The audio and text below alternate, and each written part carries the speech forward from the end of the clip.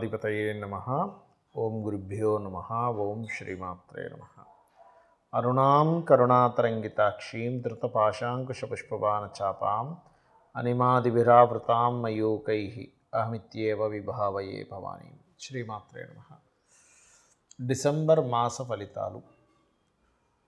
ద్వాదశ లగ్నాల వారికి, లగ్నం తెలియని వారి రాశుల వారికి డిసెంబర్లో అసలు గ్రహస్థితి ఏ విధంగా ఉంది అని చూసుకున్నట్లయితే, ఫస్ట్ ఆఫ్ ఆల్ మనకి రాస్యాధిపతి అయినటువంటి కుజుడు వృశ్చిక రాశిలోని ఉంటూ 7వ తేదీ నుంచి మారుతున్నాడు. అదేవిధంగా రవి కూడా అక్కడే ఉన్నాడు, 16వ తేదీ నుంచి మారుతాడు. అలాగే శుక్రుడు మరియు బుధుడు తులారాశిలో ఉంటూ అదే 7వ తేదీ వృశ్చికంలోకి వస్తున్నాడు. ఇక సింహరాశిలో కేతువు, కుంభరాశిలో రాహువు, మీనంలో శని, గురువు వచ్చేసి చూసుకున్నట్లయితే మిథునంలోకి ఎంటర్ అవుతున్నాడు, వక్రించుకుంటే వెనక్కి వచ్చి. ఈ యొక్క గ్రహస్థితిని అనుసరించి అయితే ఈ 6వ తేదీ ఎంటర్ అవుతున్నాడు ఆయన. ద్వాదశ లగ్నముల వారికి, లగ్నం తెలియని రాశుల వారికి ఏ విధంగా ఉండబోతుంది, ఏ విషయాల పట్ల జాగ్రత్త తీసుకోవాలనేటువంటి అంశాలు ఒక్కొక్కటిగా తెలుసుకుందాం. అయితే ఈ విషయాలు చెప్తుంది నేనైనప్పటికీ కూడా చెప్పిస్తుంది సాక్షాత్ లలిత అమ్మవారిగా చెప్పిస్తుందనే భావంతో తెలుసుకుందాం. మకరం వారు కనుక చూసుకున్నట్లయితే మీ యొక్క రాస్యాధిపతి 3వ స్థానంలో ఉన్నాడు.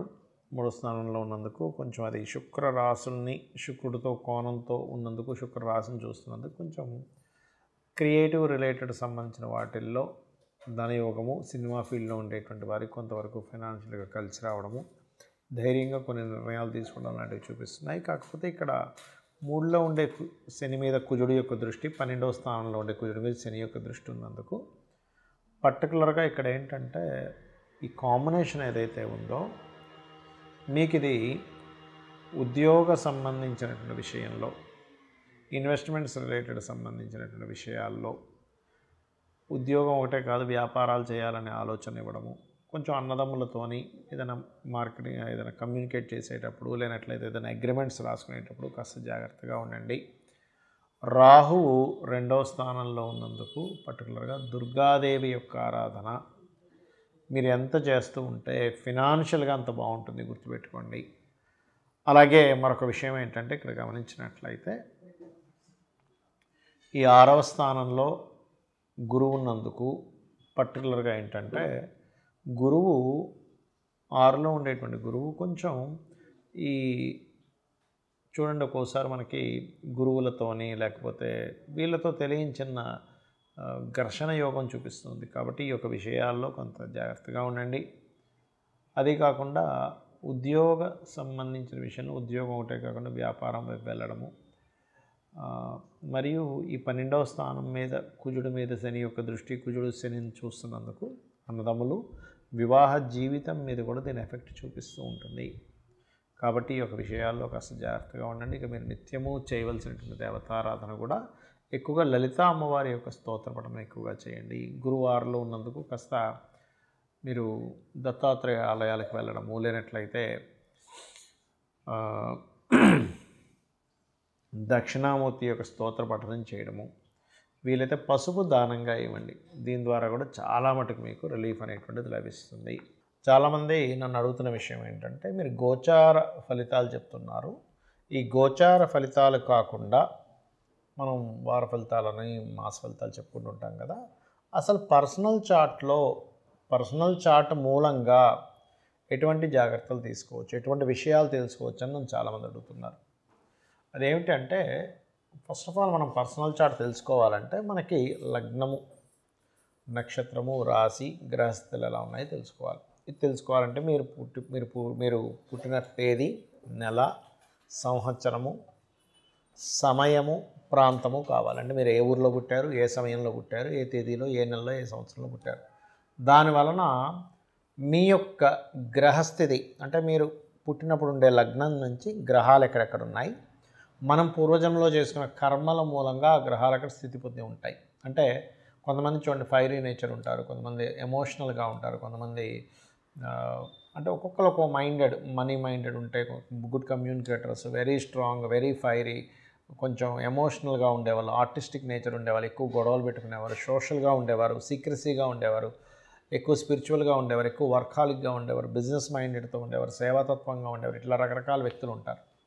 అది అసలు మీరు ఏమిటి, అసలు అలా ఉండడం వల్ల మీకు లైఫ్లో బాగుంటుందా బాగోదా అనే విషయాన్ని మీ తత్వం ఏంటని వెరీ క్లియర్గా జాతకం చూసి చెప్పచ్చు. బట్ డేటు, టైము, ప్లేసు ఇవి పర్ఫెక్ట్గా ఉండాలి. దానివల్ల ఎక్కడ డ్రాబ్యాక్ అవుతుంది, నేను ఏం చేస్తే బాగుంటుందని తెలుస్తుంది. ఇక రెండో పాయింట్ ఏంటంటే ఇక్కడ మీ ధనం, ఈ ధన సంబంధించిన విషయాల్లో చాలామంది చూడండి ఏదో చదువుతారు, ఎక్కడికో వెళ్తారు, అది వర్కౌట్ అవ్వదు, లైఫ్లో చాలా సంవత్సరాలు వేస్ట్ అయిపోతుంది. అసలు ఎందులో బిజినెస్ చేస్తే ఇప్పుడు ధనభావాధిపతి ఎవరయ్యారు, అది మెడికలా, ఇంజనీరింగా, లేకపోతే ఫుడ్ రిలేటెడ్ సంబంధించిందా, ట్రాన్స్పోర్టింగ్ రిలేటెడా, రీసెర్చ్ రిలేటెడా, స్కూల్స్ పెట్టుకోవాలా, కాలేజెస్ పెట్టుకోవాలా, లేకపోతే ఓన్గా చేసుకోవాలా, జాబ్ చేయాలా, లేదా ఇక్కడ చేయాలా, వేరే దగ్గరికి వెళ్తే బాగుంటుందా, విదేశాలకు వెళ్తే బాగుంటుంది, ఇవన్నీ కూడా మీ ధనాధిపతి చెప్పేస్తాడు. అలాగే సిబ్లింగ్స్తో ఎందుకు గొడవలు అవుతున్నాయి, మీరు ఏదైనా ప్రారంభించేటప్పుడు ఎందుకు ఆ ప్రారంభించేటువంటి అంశం లేట్ అవుతుంది, మీరు ఆ ప్రారంభించేటువంటిది ఏదైతే ఉంటుందో దాన్ని మీరు ఏ దేవతా ఆరాధన చేస్తే మీకు స్టార్టింగ్ ప్రాబ్లం కొంతమందికి ఉంటుంది. అలాగే మీరు ఏ డైరెక్షన్లో ఉండే గృహంలో, అంటే మెయిన్ డోర్ ఎక్కడుంటే, మీరు ఎటువంటి దాంట్లో ఉంటే అది మీకు, ఎందుకంటే వాస్తు మనకు కొంత సపోర్ట్ చేయాలి.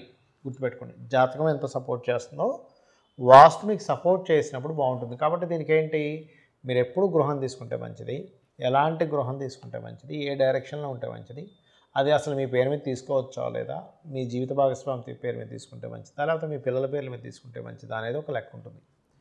అలాగే ఇక్కడ సంతాన అభివృద్ధి అనుకోండి, ప్రేమ వ్యవహారాలు అనుకోండి, ప్రేమించి పెళ్లి చేసుకుంటారా, లేకపోతే నార్మల్గా ఇంట్లో వాళ్ళు చూసిందేనా, లేకపోతే 2 వివాహాలు ఉన్నాయా, ఒకవేళ జీవిత భాగస్వామిని ఇంకా తప్పించుకోలేని స్థితులు ఉంటాయి కొంతమందికి ర్యాష్గా ఉండేవాళ్ళు, రకరకాల వ్యక్తులు వస్తూ ఉంటారు.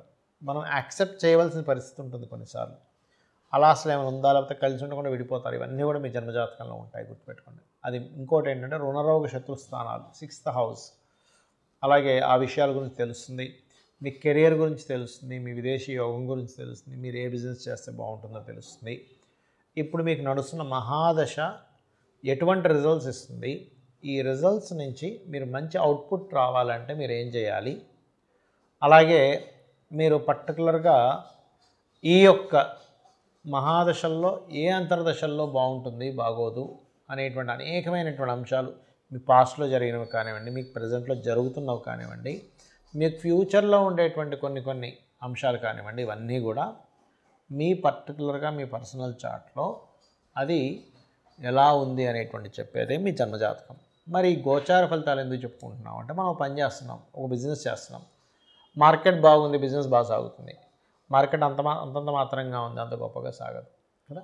అంటే ఏంటి, ప్రకృతిలో ఉండేటువంటి వాతావరణం కావచ్చు, బయట ఉండేటువంటి మార్కెట్ కావచ్చు, ఇవన్నీ కూడా మీకు పర్టికులర్గా ఏం చూపిస్తాయి అంటే వెరీ క్లియర్లీ మీ జాతక చక్రంలో మీకు ఎంతవరకు సపోర్ట్గా ఉందని చెప్తుంది. అయితే దీంతోపాటు మీరు అసలు ఏ దేవత ఆరాధన చేసుకుంటే వీటన్నిటి నుంచి బయటపడతారు.